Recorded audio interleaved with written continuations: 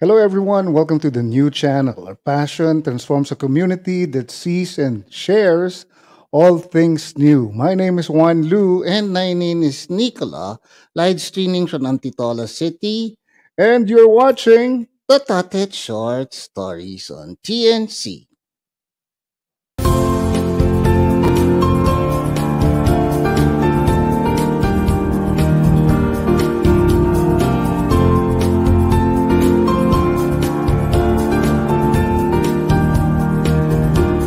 The new channel.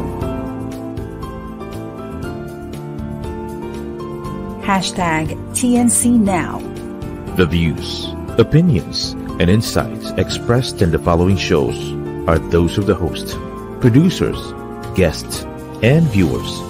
They do not necessarily reflect the position of the channel. Viewer discretion is advised. Alright, Nicolo, saan naman ang lakad natin ngayon? Nanggaling na tayong Singapore, Malaysia, Thailand, syempre Pilipinas. Saan naman gusto mong lumakad ngayon? Ay, hindi lang yun. Dito nag-We Are the World na rin tayo. We are the world. Yung World Puppetry Day. Tama, oo. Saan naman tayo ngayon? America. Amerika? Opo, America's Got Talent.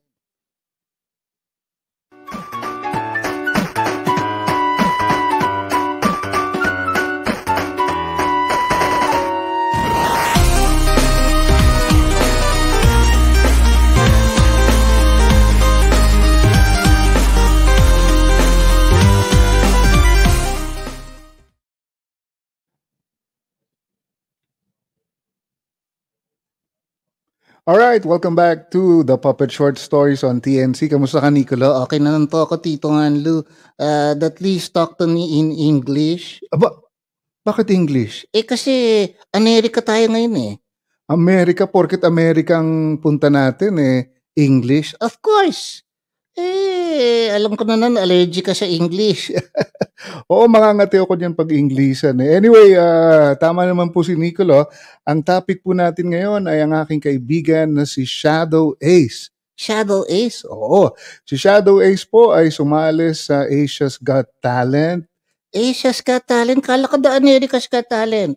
Hindi, ang story kasi ni Shadow Ace, sumali muna siya ng Pilipinas Got Talent. Ay, PGT. Oo. Tapos sumali siya ng Asia's Got Talent.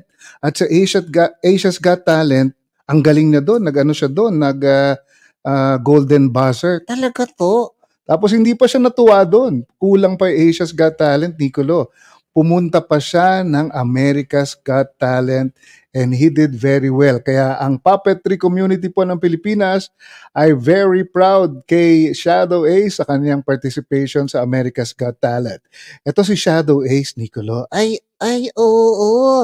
Hello, Shadow Ace. Kamusta? Ayan, si Shadow Ace po ay sumali nga ng America's Got Talent at siya ay nakarating, Nicolo, hanggang finals. Ay, talaga to? Si Kuya Ace Galit. Ay, oo. Si Kuya Shadow Ace mo ay umabot ng Grand Finals at hindi lang basta umabot ng Grand Finals. Ano to?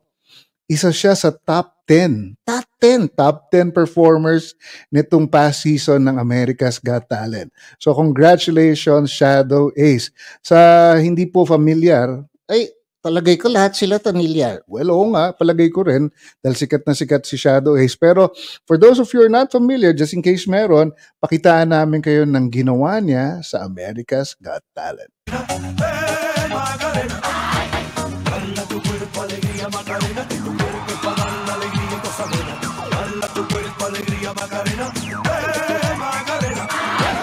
Didn't have the wow factor. Good night, it's a no.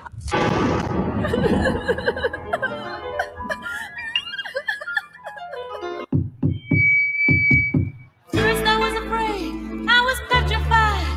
Kept thinking I could never live without you by my side. But then I spent so many nights thinking how you did me wrong. And I grew strong, and I learned how to get along. And so you're back from outer space. I just walked in to find you here with that sad look upon your face. I should have changed that stupid lock. I should have made you leave your key. I'll survive. I will survive.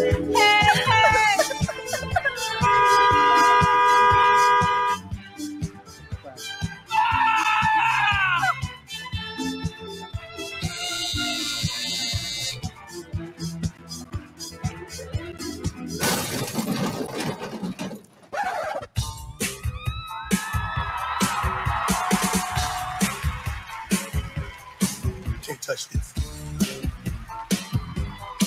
Can't touch this. Can't touch this. Can't touch this. My music hit so hard, makes me say. Alright, ayan, Nicolo. Ay, ang galing po. Yung to din Shadow Ace. Yan si Shadow Ace.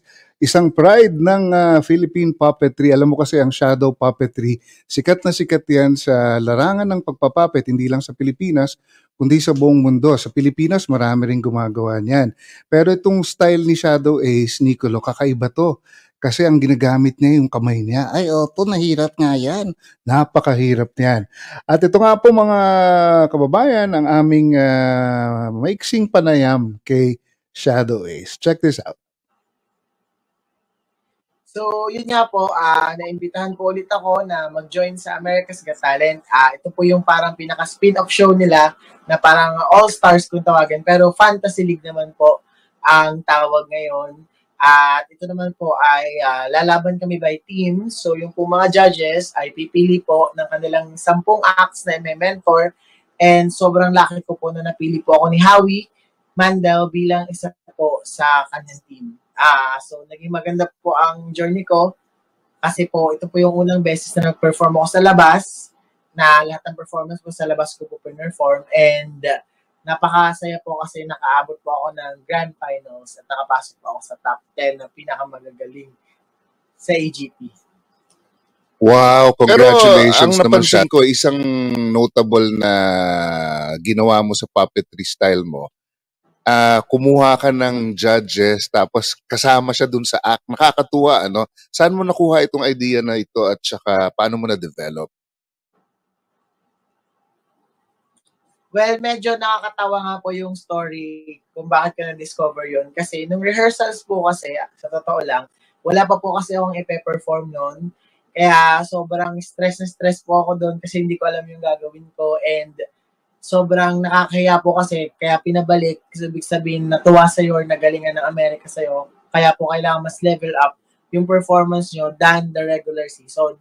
So ngayon po, nung time po yun kasi, finifix nila yung board ko. So pinupukpok nila. And then, ang ginagawa ko po is pinaglalaroan ko po yung mga tao na gumagawa ng board ko. So sinusundot ko po siya ng shadow, ganyan. And then nakita po ng producer namin ng EGT na parang fun kasi po yung mga audience, yung mga nandun, yung mga staff, tawa sila ng tawa habang tinutuka-tuka ko po nung parang pato yung ulo ng mga construction po. And parang nabigay po kami ng idea na what if gawin ko po sa mga judges yun. Kasi yung buong piece ko po is all hands na lang, wala pong props. So, isip po nila is magiging mas nakakatuwa at mas magte-trending yung gagawin kong act na yun. Minsan talaga, no, aksidente lang, pero yung pang kumbaga napaganda pa. Okay, Shadow Ace, again, welcome to the new channel, TNC, The Puppet Short Stories with Juan Lu and Nicolo. Salamat sa panahon na binigay mo at salamat for giving the country another pride. Ako, ikaw talagang pride ng puppetry ngayon at saka ibang level to, America's Got Talent, and umabot ka ng grand finals. So congratulations, and before we leave, ano bang mensahe mo sa ating mga puppeteer sa Pilipinas? Sa lahat po ng mga puppeteers at mga nangangarap po maging puppeteer at naroon kayong passion sa puppets, like iba't ibang kind of puppet, ipagpatuloy nyo lang po. Kasi marami pong nagsasabi na ang mga puppets at yung mga ginagawa natin is pambata lang. Pero oras na po para patunayan natin na ang klaseng talent ng pagpapuppet ay international recognized din po. And yun lang po, dahil naniniwala po akong dreams begin in the dark, so ako po, nag-umpisa po ako sa dilim, and then nakita ko po yung liwanag gamit ang hand shadow puppetry. Alright, maraming salamat. Thank you very much. Shadow Ace, congratulations again and more power to you. Abangan pa namin ang iyong pang ibang mga projects. Congratulations! Thank you po. Alright, Nicolo. Ang galing talaga, Tito Anlo. Alam mo, Tito Anlo, dati ikaw idol ko eh. Ngayon, hindi na. Si Shadow Ace na. Shadow Ace, kunin na ako. Hindi ka pwedeng kunin ni Shadow Ace kasi Shadow nga eh. Shadow yun eh. Hindi ka naman Shadow eh. Ay, ganun da. Sayang na no. Sayang. Anyway, congratulations one more time kay Shadow Ace. Pride of the country, pride of the Philippine puppetry industry for making it to the grand finals of America's Got Talent. At hindi lang grand finals, top 10. Top 10. Wow, ang galing.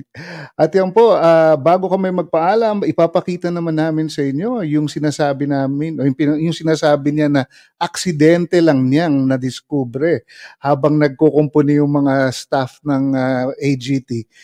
Kinukulit niya. So, sabi doon ng producer, uy, pwede yan ah. And eto po ang naging turnout.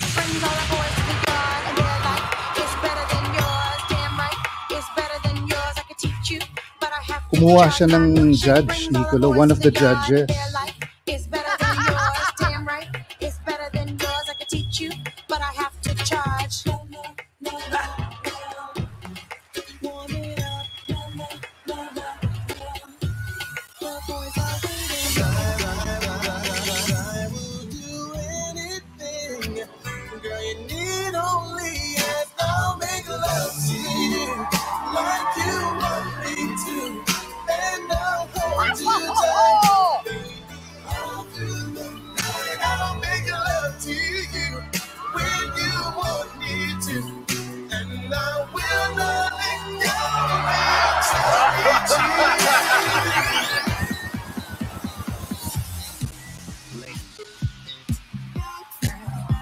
Can I talk there for a minute?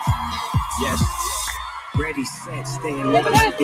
You know it's lit when it's Snoop Dogg and Heidi. The walk mean, fierce, feisty. Girl, you're hot and you're sweet like chai tea. You say I'm always... Alright, Nicolo, syempre hindi naman natin pwedeng ipakita the entire episode, no? Pero napakagaling.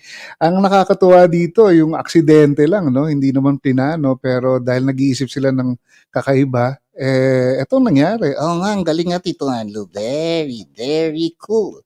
Cool and very talented talaga. Alright, ayan po ang ating episode ngayon. Bago po kami magpaalam, again, baka meron kayong parating na kiddie party, kiddie event, please get a puppeteer. Get us. Or kung hindi man kami kahit sinong puppeteer po, pwede.